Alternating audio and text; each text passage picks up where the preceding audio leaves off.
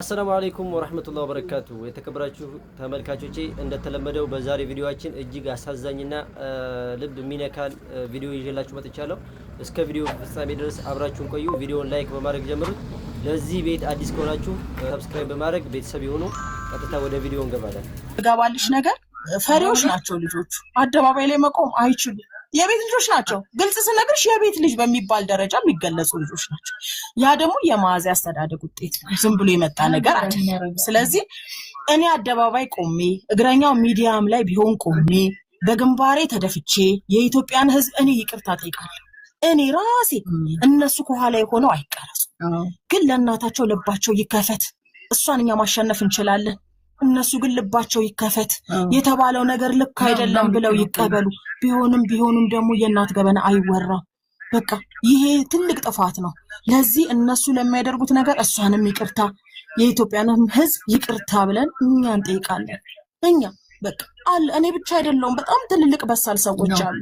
በምታይ ልክ አይደለም፣ ትልልቅ ሰዎች አሉ። ስለዚህ ምናልባት በእነሱ አስተዳደግ ላይ ዋጋ ያልከፈለ ሰው ነው ዛሬ የሚጫወትባቸው፣ ህይወታቸውን እየበጠበጠ ያለው። ምክንያቱም ተማሩ፣ በተጠበቁት ልክ አይደለም። ሴት ልጆች ሆነው ባለጌ ቢያሳድጋቸው ኖሮ እንደዚህ ነበር የሚያድጉት። አቡ 5 ሴት ልጅ 5 ዲቃላ ይዞ አይመጣም ብሎስ ሁለት ቢወልዱ ማን ይከለክላቸዋል? አስተዳደጋቸው ብልሹ ቢሆን ኖሮ የመያዛቸው ውጤት ለዲፕሎማ ለምናምን ለሰርቲፊኬት አብቅቷቸዋል። የሚገርምሽ አሁን ቅርብ ቀን ኢሙ ሂውዬ ልመረቅ እኮ ነው እዩ ካለሽ ትሰማኛለች። ልመረቅ ነው ሂውዬ ትመጫለሽ አይደለም? የምመረቅበት ዩኒቨርሲቲ ትመጫለሽ አይደለም? ኢሙዬ እኔ ውስጤ በጣም የተሰበረ ብዙ ሚስጥር ያለኝ ሰው ነኝ። ልቤን የሰበርኩ ሴት ነኝ። ለአንቺ ምርቃት ግን እንደማይሆን ሆኜ በማታቂኝ ሁኔታ ዘንጬ እዛ ዩኒቨርሲቲ ታገኘኛለሽ። እንዲህ ነው የምላት። ራሷ ትነግርሻለች ይሙዬ ማለት ነው። እንድች አይነቷ ልጅ እንዴት ነው አደባባይ ወጥተው ፎቶቸውን የለጠፈው? ገበናቸውን ያወጣው ሰው ገበናው ይውጣ። እኔ ሌላ ምለው ነገር የለም። በቃ ከባድ ነው ያደረጉባቸው ነገር ከባድ ነው። በአሁኑ ሰዓት እነዚህ ልጆች እንዴት ነው የሚወጡት የሚገቡት? አሁን ልጅነት ስለሆነ የሚያሸንፉ መስሏቸዋል። ነገ ግን የተናደደ ነገ ግን ምንነት የልጅ ምንነት ያልገባው ሰው ቢሰነዝርባቸው ይህም ስጋቴ ነው። ሀቡዬ ይቅርታ ጨቀጨኩሽ፣ ረጅም ሰዓት አወራሁ። ከነቤተሰቦች በጣም መልካም ሰው ነሽ አንቺ። የት ይደርሳል የተባለ ዛፍ ቀበሌ ቆረጠው አሉ። ለፍርድም ለምንም የማይመች ነገር። በነገራችሁ ላይ እነዚህን ሰዎች ነገር ስመለከተው ልጅቷ በጣም ትንሽዬ ሀቅ አለቻት። በየትኛውም መንገድ ብንሄድ የእናትየው ሀቅ ይበልጣል። የትኛውም ሚዛን ላይ ቢቀመጥ የእናትየው ሀቅ ይበልጣል። ልጅቷ ብዙ ያነሳችው ነገር ውሃ ያነሳ ነገር ነው። ትደበድበናለች፣ ምን ትላለች፣ ወንድ ይዛ ትመጣለች።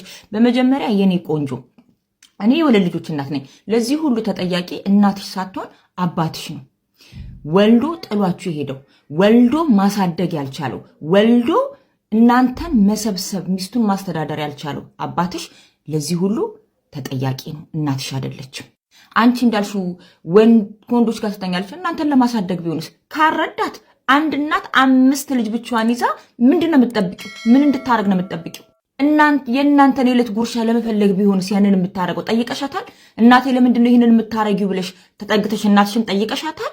ብታረግ እንኳን ነው የምልሽ። እኔ እንጃ አትፈልገንም ማለች። ባትፈልግሽ ለምንድነው 5 ልጅ ይዛ የምታሳድገው? ለጉዲፈቻ መስጠት እኮ ትችላለች። ስንቱ ለጉዲፈቻ ልጁን ሰጥቷል። ስንቱ እኔ ልጅ እያለሁ ቆሻሻ መጣያ ላይ እስካሁን ድረስ ወልደው እናቶች ቆሻሻ መጣያ ላይ ልጆቻቸውን ይጥላሉ ስለማይፈልጉ አሊያም ማሳደግ ስለማይችሉ። ለምን እናንተን 5 ልጅ ሰብስባ ለምን አሳደገች? ካልፈለገቻችሁ። ያልፈለጋችሁ አባታችሁ ነው። ስላልፈለጋችሁ በቃኝ ብሎ ጥሏችሁ ሄዶ አባታችሁ ነው። ለዚች እናት ዛሬ እንደዚህ መሆን አባትሽ ተጠያቂ ነው። ከጠጣችም ካጨሰችም ምንም ካለች እች እናት ሲንግል ማምናት ብቻዋን 5 ልጅ እያሳደገች ነው። ምናልባት በስትረስ በዲፕሬሲዮን ሰዎች ብዙ ነገር ሊያረጉ ይችላሉ። ብታጨስም ብትጠጣም ምንም ብታረግ ተጠያቂ አትሆንም። 5 ልጅ ብቻዋን ያሳደገች ጀግና እናት ናት። ልትኮሪባት ነበር የሚገባው። ዛሬ ከሌላችሁ ማንም አይወዳችሁም። አንቺ ስላለሽ ወንድሞችሽን እህቶችሽን ስለምታስተዳድሪ እነሱን እህት ወንድሞችሽን በገንዘብ ገዝተሽ እናትሽን እንዲሰድቡ እናትሽ ላይ እንዲተፉ ታደርጊያለሽ። የበላይነትሽን ለማረጋገጥ የበላይነትሽን ለማሳወቅ ማለት ነው። እንግሊዘኛ ስለቀላቀልሽ የእውቀት ባለቤት ነሽ ማለት አይደለም ማሪ። ልትጎጂ ትችያለሽ። ምናልባት ካንቺ የበለጠ እናትሽ ተጎድታለች። 5 ልጆች ብቻዋን አሳድጋለች። ይሄ ራሱ በቂ ነው። ታዩ 9 ወር ማርገዟን፣ ታዩ እናንተን በመውለድ በምጥ መሰቃየቷን፣ ታዩ ያሳለፈችውን ስቃይ። እናንተን ማሳደግ ከበቂ በላይ ነው። 5 ልጅ ቁጥር ታውቂያለሽ? 5 ልጅ ብቻዋን ያለ አባት። ተሰድበሽ ሊሆን ይችላል፣ እንዳልሽው የጎረምሳ ድምፅ ሰምተሽ ሊሆን ይችላል። ግን እናትሽን ጠይቀሻታል ያንን ለምን እንዳደረገች? እንዴ ምናልባት እዚህ ጋር ልክ ልትሆኚ ትችያለሽ፣ ግን የቱንም ያህል ልክ ብትሆኚ በዚህ ደረጃ እናትሽን የሚያሳጣ ንግግር አትናገሪ።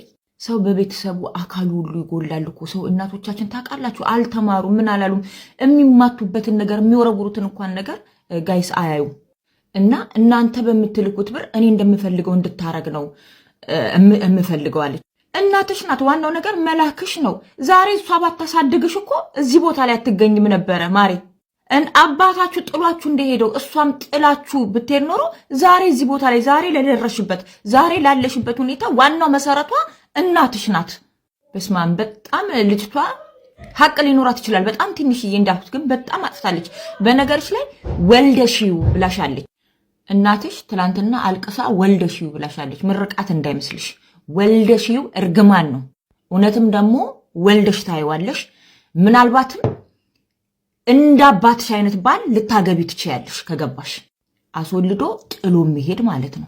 በኢትዮጵያ ኑሮ አይደለም 5 ልጅ ነውና 1 ልጅ እንኳን ብቻ ማሳደግ ይከብዳል። ምንም አይነት እኔ ስርዓት የሚባል ልጅቷ ለማስመሰል ሞክራለች። እንዳልኳችሁ ሊሆነች ሀቅ አይችባታለሁ። ይሄ በቃ ግን ያ ሁሉ ነገር ምክንያት ይኖረዋል። እናቷን ለመረዳት የሞከረች ልጅ አይደለችም። ለዚያም 30 ዓመቷ ነው ባለችበት እድሜ እናቷን መረዳት ነበረባት። አባቴ ያለችው በጣም ነው የተናደደ። አባቴ ኧረ በስመ አብ እበትም ትል ይወልዳል። አላሳደጋችሁም። እናትሽ ናት ያሳደገችሽ ልልሽ እወዳለሁ። ኤኒዌይስ ወልደሽው፣ እኔ በጣም ነው ያለቀስኩት። እውነት ወልደሽው አለቻት። እውነትም ወልደሽው። ጋይስ እስኪ ያስቡት። በእውነት ማሳደግ ስለፈለገች ነው እንጂ ያሳደገቻቸው እንዴ ስንት ሰው በየቆሻሻው በየምኑ አይደል ወልዶ የሚጥለው በየሽንት ቤቱ። ለዛውም በእነሱ ጊዜ እግዚአብሔርን በየሽንት ቤቱ እኮ ነው ልጅ የሚጣለው በየቆሻሻው። ፖሊስ እየመጣ ሲለቅማን ነበር እንዴ የምናውቀው በየሰፈራችን። ማንም የቱንም ያህል ቢወድሽ ማሬ አባትሽ እንኳን የእናትሽን ያህል አይወድሽም። የ9 ወር ቤትሽን አትርሺ። መልካም ቀን